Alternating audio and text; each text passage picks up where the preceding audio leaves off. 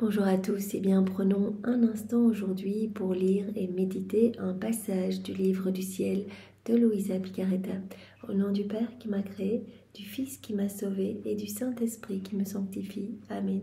Jésus, nous nous immergeons en toi, dans ta divine volonté, nous nous unissons à toi, nous nous identifions à toi, nous nous consumons en toi, nous fusionnons nos volontés dans la tienne et Jésus, comme tous les jours, bien nous t'accueillons dans nos vies, nous t'accueillons dans nos cœurs pour que tu t'en occupes, que tu les nettoies, que tu les purifies, que tu les sanctifies.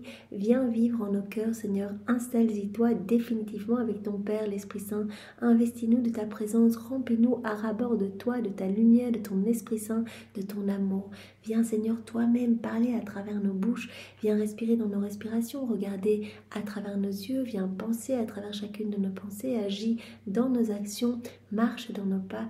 Oui, Seigneur, viens faire tout en nous, que tout soit fait par toi.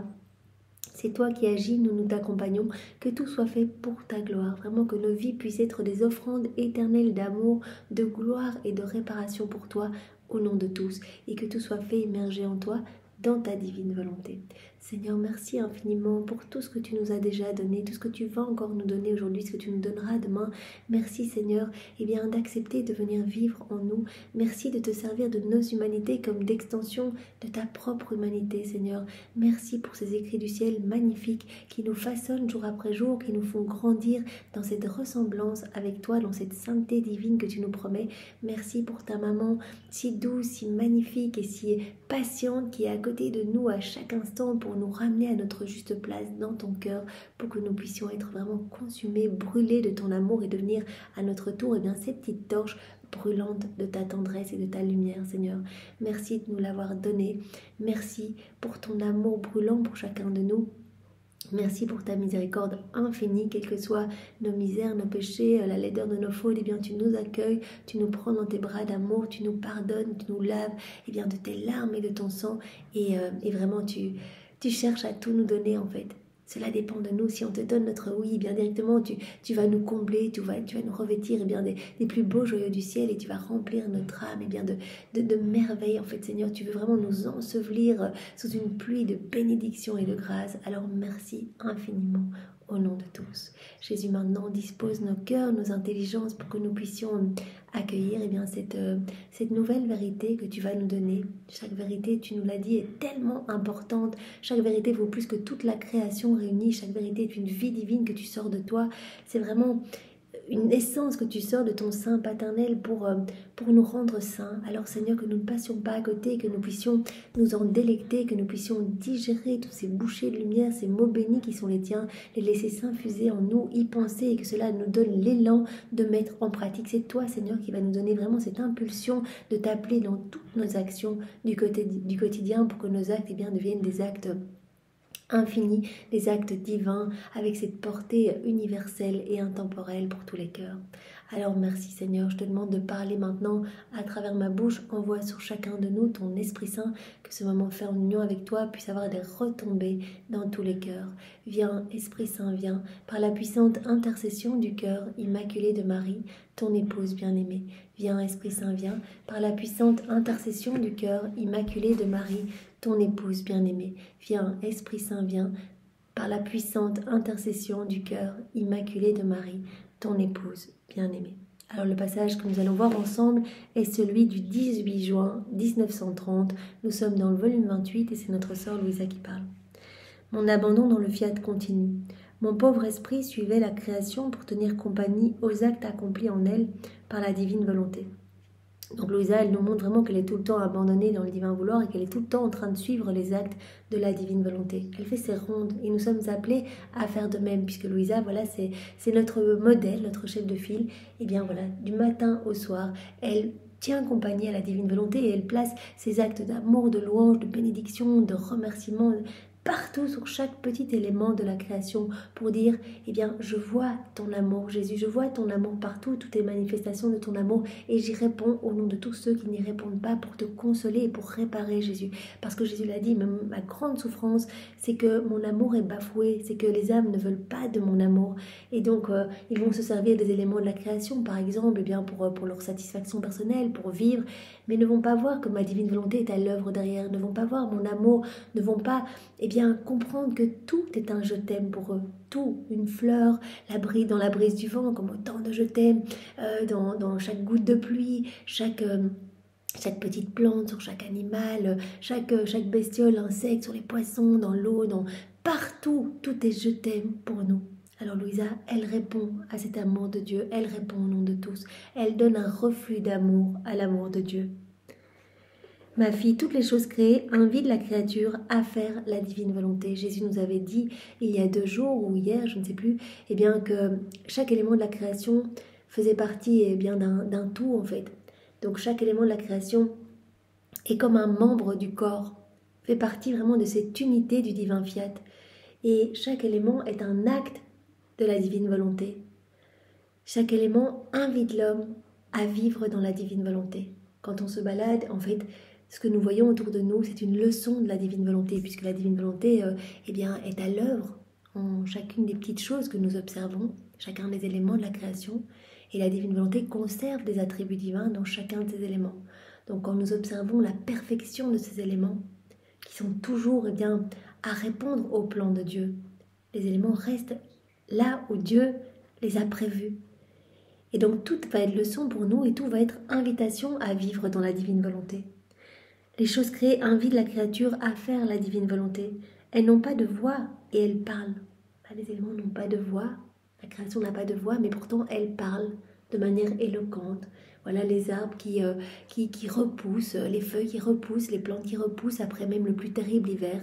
Donc tout répond au plan de Dieu. Mais elle parle selon l'acte que le divin vouloir développe en elle, car chaque chose créée déploie un acte distinct. Donc chaque élément de la création est comme un acte de la divine volonté. Un acte distinct de la divine volonté. Et avec cet acte, la chose créée appelle la créature à accomplir la divine volonté. Tout est appel pour nous à revenir à cette place qu'avait Adam dans son état d'innocence. Voilà, toute la création a été faite pour nous, en cadeau, pour l'homme, pour que l'homme puisse s'émerveiller de l'amour de Dieu, puisse répondre à cet amour et puisse rester toujours connecté à son Créateur. Voilà, tout nous a été donné, nos sens, pour que nous puissions nous réjouir, voilà, avec nos yeux, voir toutes les merveilles créées pour nous, avec notre goût, pouvoir goûter toutes ces saveurs délicieuses, avec notre odorat, sentir tous ces parfums magnifiques, etc. Donc vraiment, tout nous a été donné pour rester connectés à Dieu. Et chaque élément de la création, comme nous dit Jésus aujourd'hui, nous invite à faire la divine volonté, à vivre dans la divine volonté. À cette fin, chaque chose créée a reçu de Dieu un délice particulier pour inviter la créature, d'une façon mystérieuse, à faire sa divine volonté.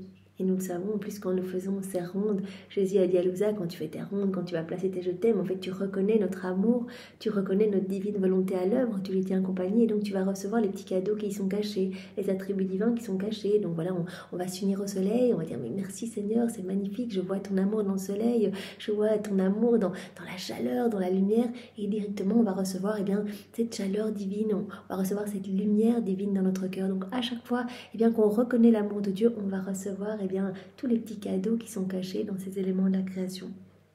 Mais tout est invitation pour l'homme à vivre dans la divine volonté.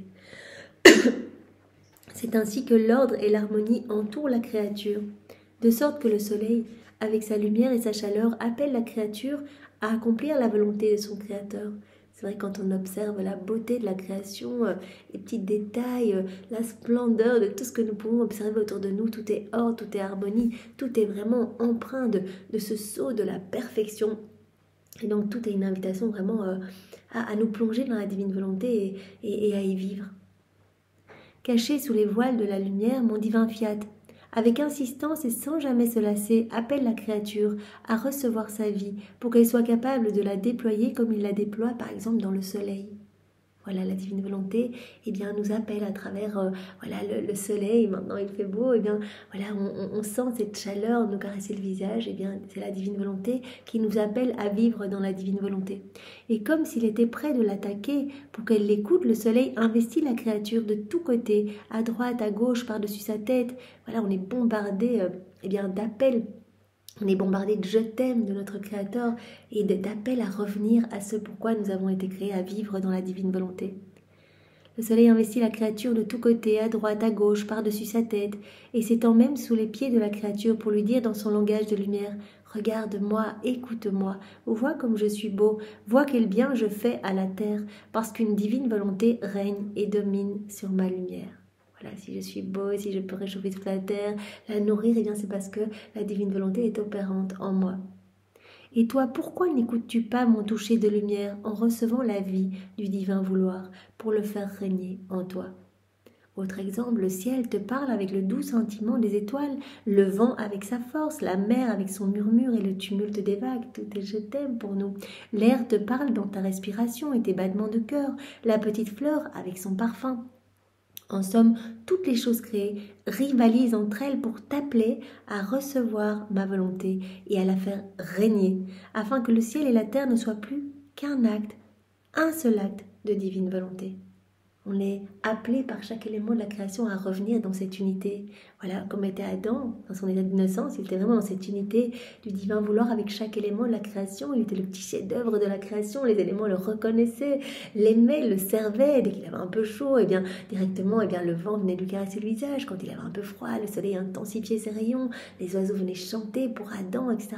Donc vraiment, il était dans cette unité parfaite, en fait, puisqu'il avait la divine volonté opérante en lui. Et donc les éléments, où la divine volonté opère à travers chacun de ces éléments, reconnaissaient en Adam le petit chef en fait de la création. Et l'homme était bien sûr dans cette unité parfaite avec son créateur. Donc les éléments nous rappellent, en fait, il faut revenir dans cette unité. Viens, reviens dans cette unité, nous dit le soleil, le vent à travers sa brise, la mer dans ses vagues. Aussi, les créatures voulaient écouter toutes les voix de la création, des voix muettes mais bien réelles et toujours présentes. Les créatures laisseraient régner la divine volonté tout comme elle règne avec un complet triomphe dans tout ce qui a été créé par nous. Jésus nous l'a bien dit, l'homme en quittant la divine volonté, voilà, c'est perdu, a perdu la divine volonté comme narratrice en fait de l'amour de Dieu partout, et donc ses sens se sont obstrués, il n'a plus vu cet amour, il n'y a plus répondu, donc il s'est déconnecté des éléments de la création, déconnecté de Dieu, il a comme obstrué tous les canaux de communication avec Dieu, il a commencé à se sentir pas bien, il a connu les maux, les vices, les iniquités, tout ce que nous connaissons de mauvais aujourd'hui provient de cette rupture du divin vouloir. Et donc Jésus l'a dit, en fait, l'homme est la tache noire dans le tableau, puisque tout est régi par notre divine volonté, sauf l'homme qui fait sa volonté propre et donc qui remplit son âme de noirceur, qui étouffe ses vies divines dans son cœur et qui finalement marche comme un haillon. Donc vraiment Jésus prenait aussi ces exemples d'un père qui a tout et qui donne tout à ses enfants, puis à un moment les enfants veulent, un des enfants veut quitter le papa et s'en va et donc fait n'importe quoi et finit par se retrouver revêtu vraiment de misère, à grappiller, il est sale, etc. Et donc il fait vraiment le déshonneur de la famille. Comme l'homme, en ayant quitté la divine volonté, fait quelque part un peu le déshonneur, on rend triste notre Créateur, on rend triste Jésus qui pleure en fait de ne pas pouvoir vivre en nous, qui pleure parce que sa divine volonté est totalement écrasée et rendue esclave de nos volontés propres. Donc les éléments nous appelle à revenir à cette unité du divin fiat. Je continuais alors ma ronde dans la création. Arrivé en Éden, je suivais ce que Dieu a fait dans la création de l'homme. Nous voyons depuis quelques jours, Louisa, elle affectionne de faire des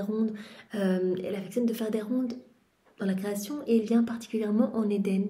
Donc elle vient au moment où Adam est sorti des mains de Dieu.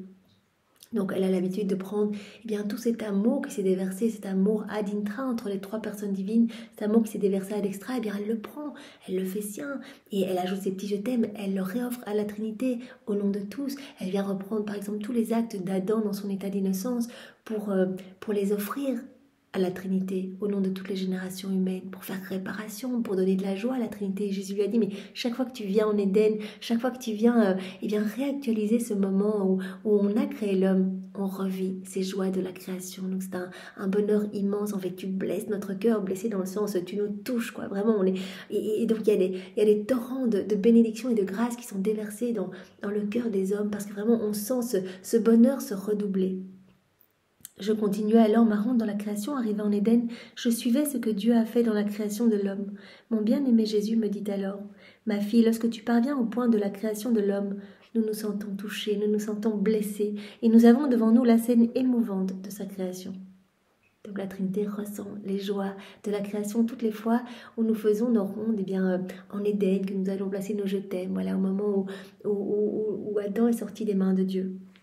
Notre amour grandit, déborde et court pour chercher l'homme tel qu'il fut créé par nous. Donc voilà, la Trinité ressent cette joie débordante de ce moment où l'homme a été créé. Voilà, Adam qui était parfaitement dans cette réciprocité d'amour rempli de divin. Un premier mot d'Adam, c'était « je t'aime ». Tout était naturel en lui, il faisait ses rondes naturellement sans le savoir.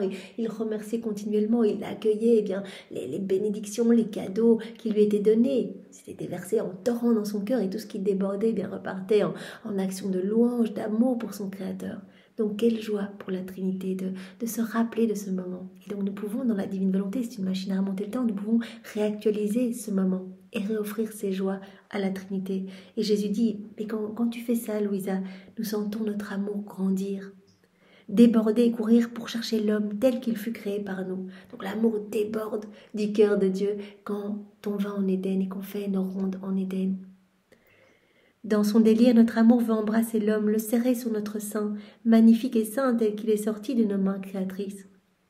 Et ne le trouvant pas, notre amour se change en délire de souffrance amoureuse et soupire après celui qui aime tant.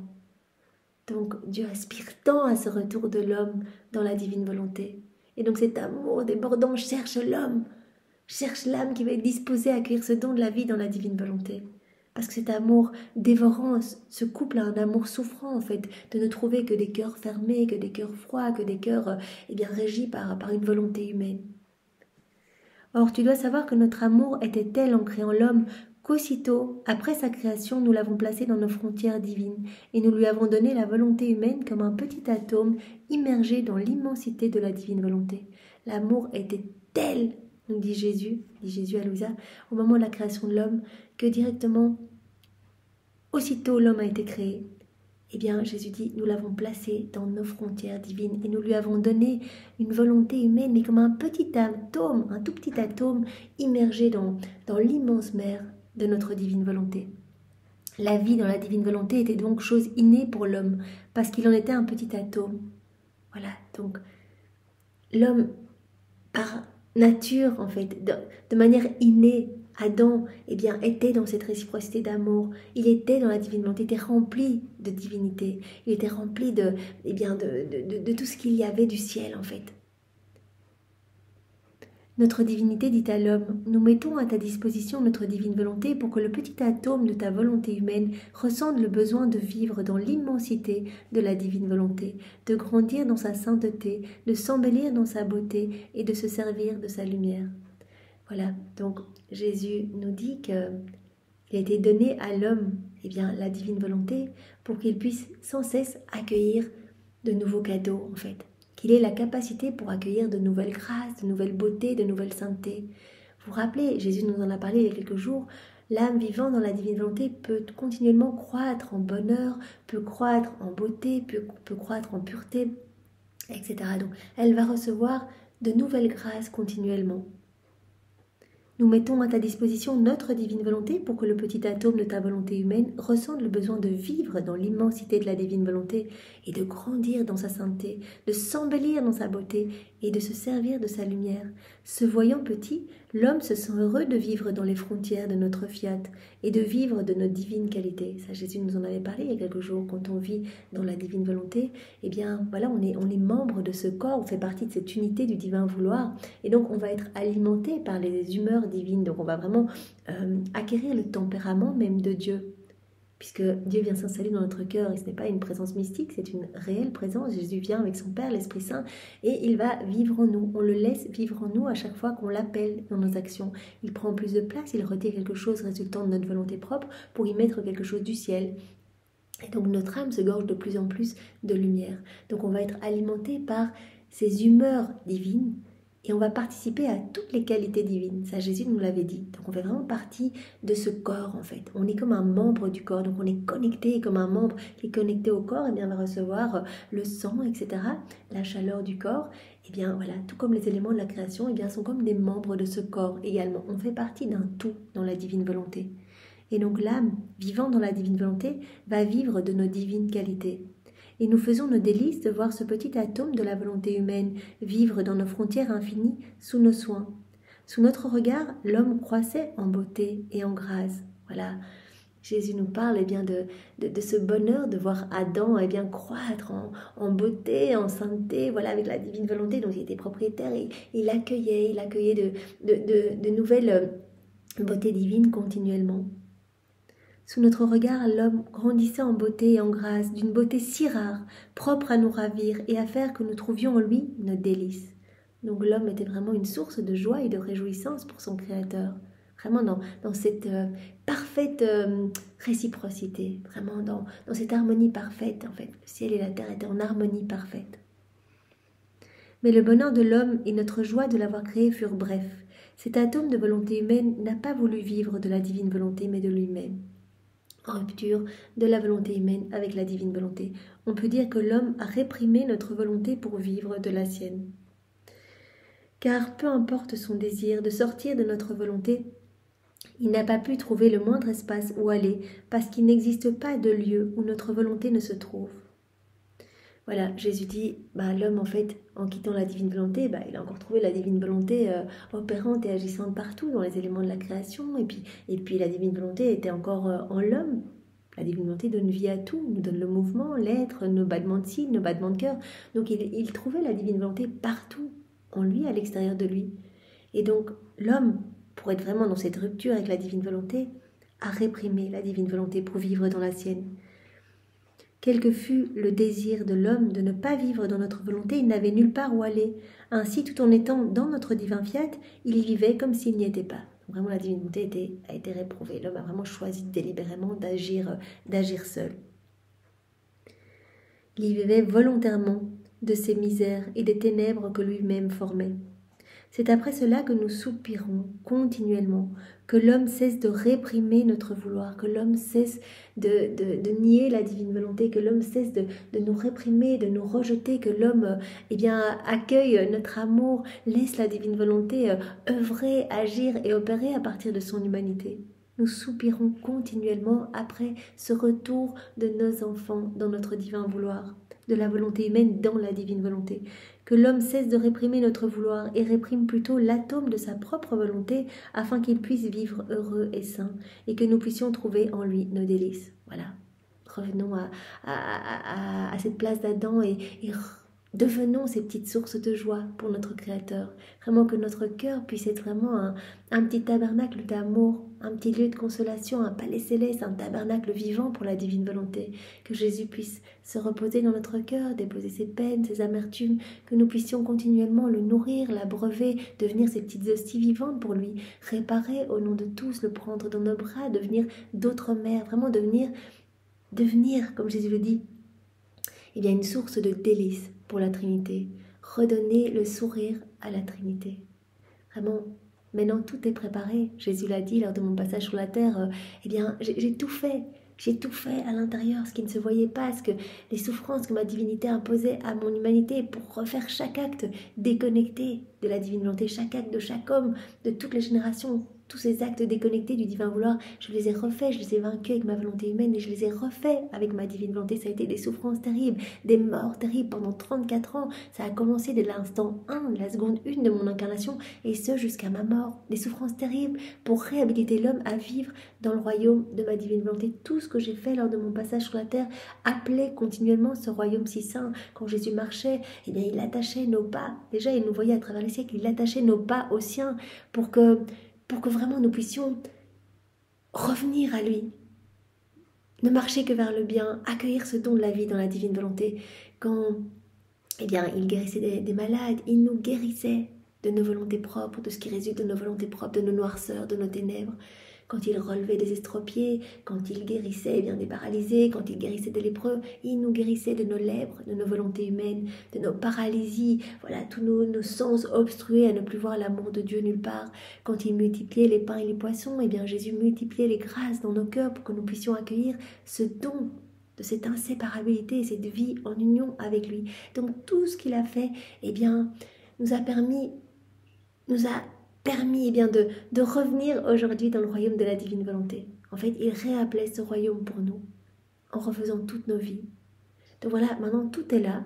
Il suffit de donner notre oui et nous allons pouvoir voilà, reprendre vraiment cette belle place, en fait, nous revêtir à nouveau de lumière et cette place d'enfant de Dieu. Alors vraiment, ne passons pas à côté. Nous sommes vraiment les ouvriers de la dernière heure. On n'a rien fait, on n'a rien mérité, mais Jésus veut tout nous donner. Il veut nous rendre propriétaires de tout.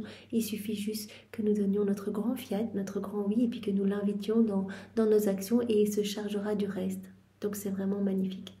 Seigneur, vraiment, fais de nous de bons instruments entre tes mains et nous nous offrons à toi. Vraiment, donne-nous cette grâce de rester toujours enchaînés à ton divin cœur, Seigneur. Que nous ne nous écartions pas de toi, qu'il n'y ait même pas un souffle d'écart entre nos deux cœurs. Alors, je vous propose eh bien, de continuer avec le passage suivant, qui est tout court également. Celui du 4 juillet 1930. Donc, toujours bien sûr dans le volume 28. Et c'est notre sœur Louisa. Et Jésus, nous sommes toujours immergés en toi, dans ta volonté, et notre volonté fusionnée dans la tienne, vraiment pour ta gloire. Nous voulons eh bien, qu'il y ait des milliers d'âmes sauvées par ces moments que nous prenons en union avec toi, que plus aucune âme ne se perde, Seigneur, et que tu puisses voilà, reprendre ta place d'honneur au milieu de tes enfants. Je me sentais écrasée sous le poids des terribles pressions qui entourent ma pauvre existence. Combien je languissais après ma céleste patrie. J'aurais voulu disparaître de la terre sans plus jamais rien y voir, plus jamais y voir ni entendre personne. Elle aspire après le ciel, elle a tellement de... Voilà, elle ressent tellement de peine, en fait. On l'a vu il y a quelques jours, eh bien, on remet en question ses écrits, il y a des oppositions, on a l'impression qu'elle dit un peu n'importe quoi, parce qu'elle parle de ces moments d'intimité avec Jésus, où il l'enlace, où il la prend dans les bras, et donc les personnes disent, mais non, c'est trop osé, c'est pas possible, etc. Donc Jésus lui a dit, mais écoute, de toute façon, voilà, les hommes trouveront toujours quelque chose à redire, ne t'inquiète pas, reste les yeux fixés sur moi. Mais voilà, elle souffre, elle a quand même des craintes, etc. J'aurais voulu disparaître de la terre sans plus jamais y voir ni entendre personne. J'aspire à me jeter dans les bras de Jésus pour lui dire, mon amour, serre-moi dans tes bras. Ne me lâche plus, car c'est seulement dans tes bras que je me sens en sécurité et sans crainte. Ça, Jésus le disait souvent dans les passages, dans les messages que nous méditions, voilà les messages qu'il a donnés à Léandre Lachance. Je suis ton unique sécurité, je suis ton havre de paix, ne cherche pas ailleurs, viens dans mon cœur. Aujourd'hui, voilà, nous fêtons le Sacré-Cœur de Jésus, fête solennelle du Sacré-Cœur. Et bien voilà, prenons le cœur de Jésus comme refuge, voilà, comme Louisa qui rêve de se jeter dans les bras de Jésus et de lui dire, mais tu es mon unique bien, mon tout, mon Seigneur, mon Roi, tu es mon unique sécurité. Jésus, aie pitié de moi. Tu sais ce qui se passe dans mon âme. Ne m'abandonne pas. J'essayais de toutes mes forces de m'abandonner dans le fiat suprême. Donc malgré, eh bien, voilà un peu ces doutes, Jésus lui a dit, mais il n'y a pas la place pour le doute dans ma divine volonté. Ce sont encore les petites miettes, les petites poussières qui restent de ta volonté propre. Mais cela doit être balayé. Parce que dans ma divine volonté, tout est joie, tout est confiance. L'âme, eh bien, doit vraiment totalement être comme un nouveau-né entre mes bras et me dire, eh bien, merci, j'accueille tout comme venant de tes mains, fiat, que ta volonté soit faite. Donc elle continue à s'abandonner. J'essaye de toutes mes forces de m'abandonner dans le fiat suprême. Prie de compassion pour moi et en se faisant voir, mon doux Jésus me dit avec tendresse, ma pauvre fille, courage, tu sais que tu n'es pas seule à souffrir, mais que tu as ton Jésus qui souffre avec toi. Voilà, Jésus est toujours près de nous, voilà, même si... parfois, nous traversons peut-être des déserts, nous ne le ressentons pas, il est avec nous. Rappelons-nous, voilà, quand Louisa, elle ne voit pas Jésus, c'est une sorte de désert, mais pour elle, vraiment torturant, parce que Jésus lui a dit, c'est comme un martyr divin, parce que, voilà, tu avais l'habitude de me voir, donc tu t'es accroché vraiment à mon humanité. Et quand j'agis en toi, et voilà, ma divine volonté opère en toi, donc parfois ma divine volonté est tellement présente en toi qu'elle éclipse mon humanité. Quand tu ne me vois pas, tu souffres, mais je suis toujours là avec toi, et quand tu souffres, je souffre avec toi. Je te partage mes peines en fait, parce que mon amour est croix, et je te partage mon amour, mais tu n'es jamais seul, Unis toutes tes souffrances aux miennes, unis toutes tes peines aux miennes, pour que tes souffrances portent les fruits de mes souffrances rédemptrices. Tu sais que tu n'es pas seul à souffrir, mais que tu as ton Jésus qui souffre avec toi. Je souffre même plus que toi, car ce sont des choses qui me concernent plus que toi. Ces souffrances sont si dures que mon cœur transpercé en est déchiré. Voilà combien Jésus souffre quand eh bien, des âmes remettent en question ses écrits, critiquent, jugent. Quelle souffrance en fait de sentir tout cet amour, puisque il nous l'a dit, chaque vérité est vraiment un cadeau, mais inestimable, un trésor magnifique, une vie divine.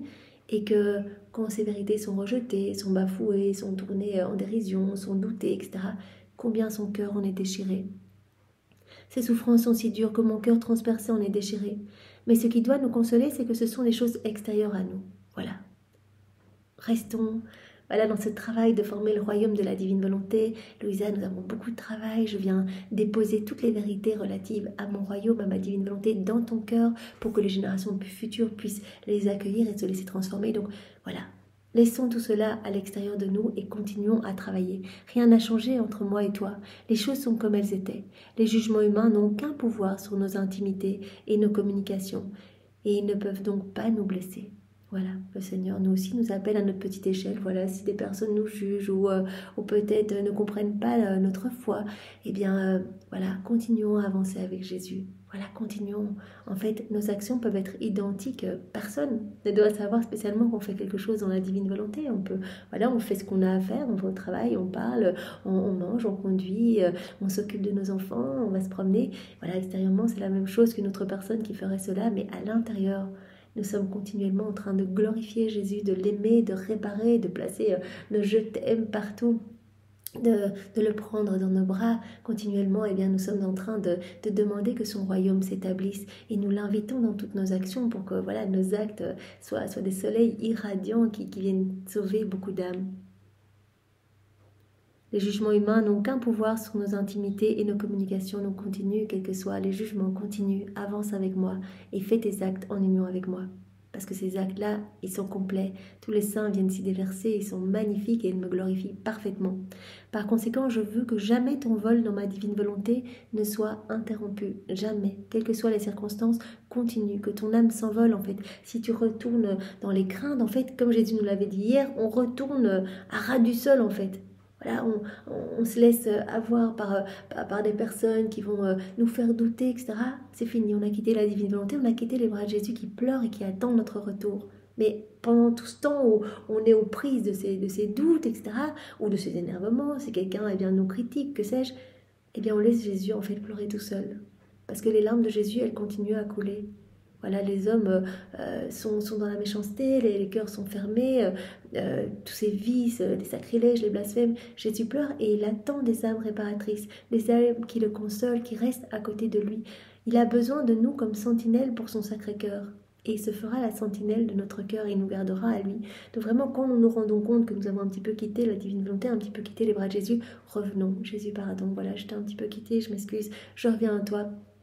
Je suis là pour t'aimer, Seigneur. Je refais tout ce moment que je viens de vivre, où je t'ai un peu laissé seule. Je le refais dans ta divine volonté, pour que tout ne soit que lumière et qu'adoration pour toi, Seigneur, action de gloire, au nom de tous. Je veux que jamais ton vol dans ma divine volonté ne soit interrompu. Donc détache-toi des choses du monde. Tout ça, ce n'est qu'extérieur à toi. Garde ton âme vraiment collée à la mienne, fusionnée dans la mienne. Continue ton envol et viens greffer ton âme dans le soleil de ma divine volonté pour que les rayons de ce soleil puissent se déployer à partir de ton humanité et toucher tous les cœurs. Ma divine volonté possède la vertu répétitive. Quand tu fais quelque chose dans la divine volonté, il y a cette vertu répétitive. Ton acte va se répéter sans fin. Cela va créer une lumière qui va rejaillir sans fin dans les âmes. Donc Jésus, je t'aime avec ta volonté, juste ça, c'est parti, ce je t'aime ne s'arrêtera jamais. Et va venir couvrir la laideur du péché, couvrir les blasphèmes, les iniquités, les méchancetés, vraiment venir réconforter Jésus quand il verra des choses douloureuses pour son cœur. Un acte fait dans la divine volonté a une vertu répétitive. Toutes les choses créées par nous et qui demeurent dans notre vouloir possèdent la vertu de répéter l'acte continu qu'elles ont reçu de Dieu dans la création. Donc la divine volonté, elle est à l'œuvre dans chaque élément de la création. Chaque élément de la création est comme un acte de la divine volonté. Et donc il y a cette vertu répétitive partout dans la création. Voilà, donc toutes les choses créées qui demeurent dans notre divine volonté possèdent la vertu de répéter l'acte continu qu'elles ont reçu de Dieu dans la création. Donc les éléments répondent au plan de Dieu, restent là où Dieu les a voulus. Et donc il y a cette répétition constante. Voilà. Et de donner chaque jour leur acte aux créatures. Chaque jour, le soleil donne sa lumière. Répète cela. et l'air se laisse continuellement respirer. Chaque jour, l'eau se donne à l'homme pour le désaltérer, le laver, le rafraîchir, et toutes les autres choses créées répètent ainsi la vertu répétitive de mon divin fiat. Et si certaines de ces choses créées pouvaient sortir de mon divin fiat, elles perdraient immédiatement la vertu de répéter leur acte continu, qui, quoique ancien, est toujours nouveau pour le bien des créatures. Donc voilà, chaque élément de la création est un acte de la divine volonté avec cette vertu répétitive. La vertu de répéter l'acte continu qu'elles ont reçu de Dieu dans la création. C'est le signe le plus sûr que les choses créées sont dans ma divine volonté. Voilà, cette vertu répétitive. Et voici quel est le signe que l'âme vit en elle et se laisse dominer par elle, si ces actes, quoique anciens, possèdent la vertu d'être toujours nouveaux et continus. Voilà un signe que l'on vit dans la divine volonté. Jésus nous en a déjà donné beaucoup. Et bien voilà, la paix, la force, la constance, l'immutabilité. On obtient vraiment le tempérament de Jésus. Et Jésus dit un autre signe. Voilà. Un autre signe que l'âme se laisse dominer par ma divine volonté, si ces actes, quoique anciens, possèdent la vertu d'être toujours nouveaux et continus. L'aisance est la vertu de son acte continuel. Le soleil interrompt-il sa course en donnant toujours sa lumière? Certainement pas. Telle est l'âme qui vit dans ma divine volonté. Elle ressent toute la plénitude de la vertu vivifiante, des bienfaits divins et de l'acte continu du divin fiat en elle, comme s'il était converti en sa nature. Donc c'est comme une deuxième nature, en fait, c'est comme si c'était quelque chose d'inné, comme Adam dans son état d'innocence. L'âme va se sentir continuellement poussée à suivre les actes de la divine volonté, en fait, d'être dans ce mouvement continu. La divine volonté, c'est un acte unique et éternel d'amour, c'est un acte incessant qui ne s'arrête pas, un acte continu. Et donc l'âme qui va vivre dans la divine volonté, un des signes, c'est qu'elle va être continuellement poussée à faire des actes dans la divine volonté, mais ça va devenir comme une nature pour elle, en fait. Ce sera plus un effort pour le faire. Elle va être poussée, comme on le voit, Louisa, du matin au soir, elle fait ses rondes. Elle a même dit, mais Jésus, pourquoi je fais ça tout le temps? C'est vraiment, je le fais de manière naturelle, cela sort tout seul, je place mes je t'aime partout, mais du matin au soir, sans m'en lasser. Jésus a dit, mais ce n'est pas toi, c'est ma divine volonté qui travaille en toi. Tu es dans son mouvement. C'est comme si on était pris un peu dans cette danse. On va se couler partout. La divine volonté travaille et opère dans chaque élément de la création pour placer notre amour au nom de tous. Or, mes actes et ceux de ma céleste mère répètent leurs actes continus, tout comme les choses créées, parce qu'ils sont faits dans la divine volonté. Donc, tous les actes de Jésus et de Marie sont toujours en acte de se donner. Voilà, il y a cette vertu répétitive. Ils sont faits dans la divine volonté et animés par elle. Nos actes possèdent la vertu répétitive. Et mieux que le soleil, nos actes dardent les créatures et font pleuvoir sur leur tête tous les biens de tous nos actes qui, quoiqu'anciens, sont toujours nouveaux et pour le bien de cette malheureuse humanité, car ils possèdent l'acte continu. Voilà, tous les actes faits possèdent cette vertu répétitive, possède l'acte continu. Donc tout ce que Jésus a fait lors de son passage sur la terre, bien sûr, Jésus est la divine volonté, donc tout a été fait vraiment dans cette divine volonté.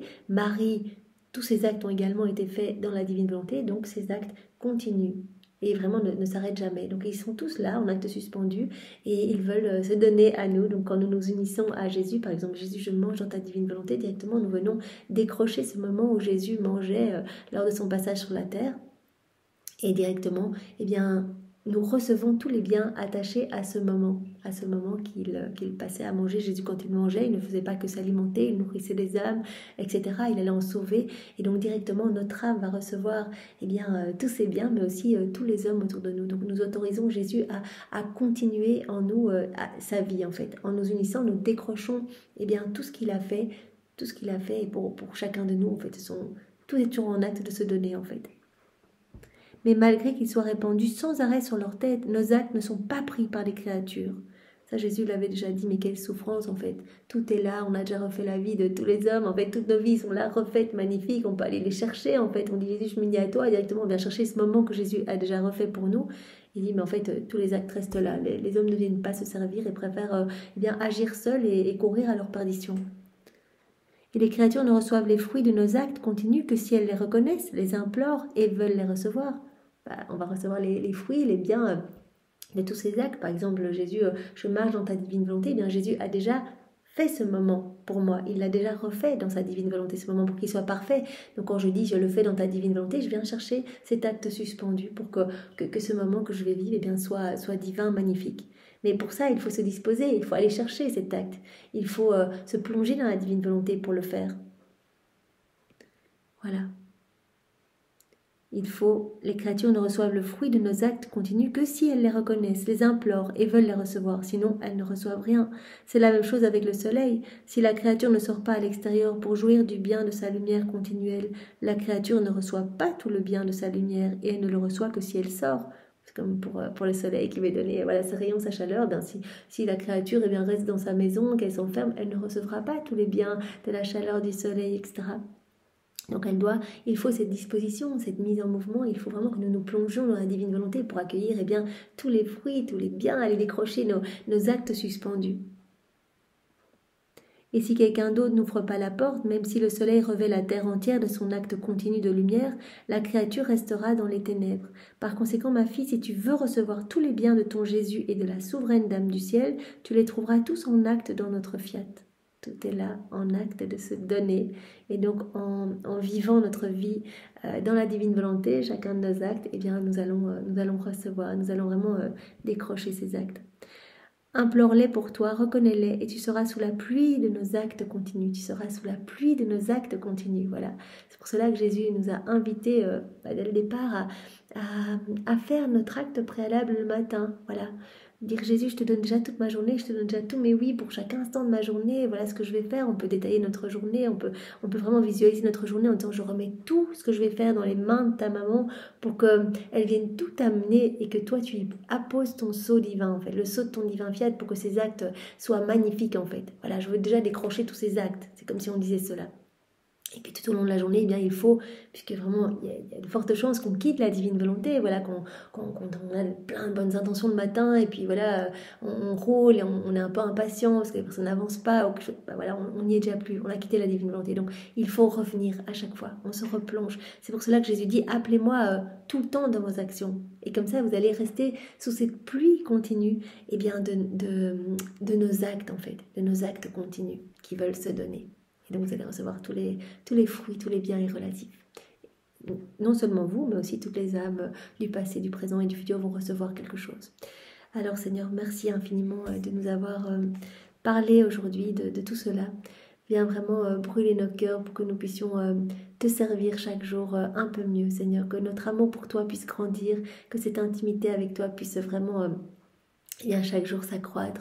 Seigneur, nous voulons te dire au nom de tout ce que nous t'aimons. Nous voulons te louer, te bénir, te glorifier, t'adorer avec ta volonté à toi. Au nom du Père et du Fils et du Saint-Esprit. Amen. Soyez tous bénis. Au revoir.